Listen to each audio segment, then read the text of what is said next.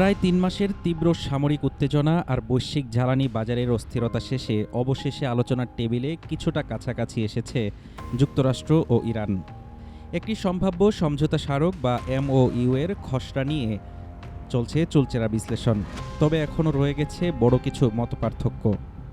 টানা ৩ মাস ধরে চলা সামরিক সংঘাত আর পাল্টাপাল্টি হুমকিতে অচল হওয়ার উপক্রম হয়েছিল বিশ্ব জ্বালানি সরবরাহের অন্যতম প্রধান রুট হরমুজ প্রণালী।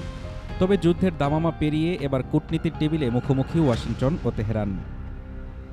পর্যবেক্ষকরা বলছেন দুই পক্ষই এখন এক ধরনের অভ্যন্তরীণ চাপে।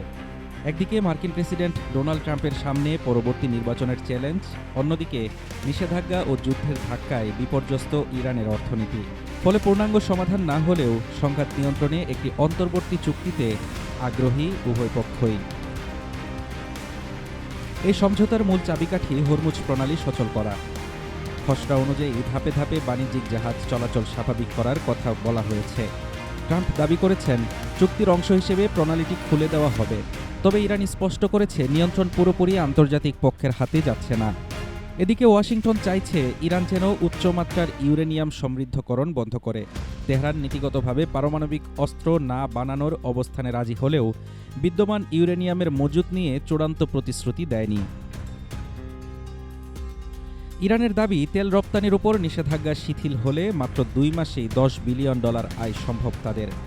তবে মার্কিন প্রশাসন সাফ জানিয়ে দিয়েছে হরমুজ প্রণালী পুরোপুরি সচল হওয়ার আগে জব্দ সম্পদ ছাড়ের প্রক্রিয়া শুরু হবে না। এরই মধ্যে আঞ্চলিক সমীকরণে ইসরায়েলের প্রধানমন্ত্রী নেতানিয়াহু মার্কিন প্রেসিডেন্টকে আশ্বস্ত করেছেন যে কোনো ফ্রন্টে নিরাপত্তার হুমকি মোকাবেলায় প্রস্তুত তারা।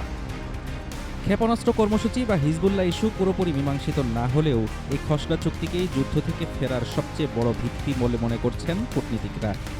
এখন দেখার বিষয় মধ্যপ্রাচ্যে কি নতুন কোনো সংকটের জন্ম হবে নাকি আপাত শান্তির সুবাতাস বইবে। হাফিজুর রহমান তুষার, ঢাকা টুডে।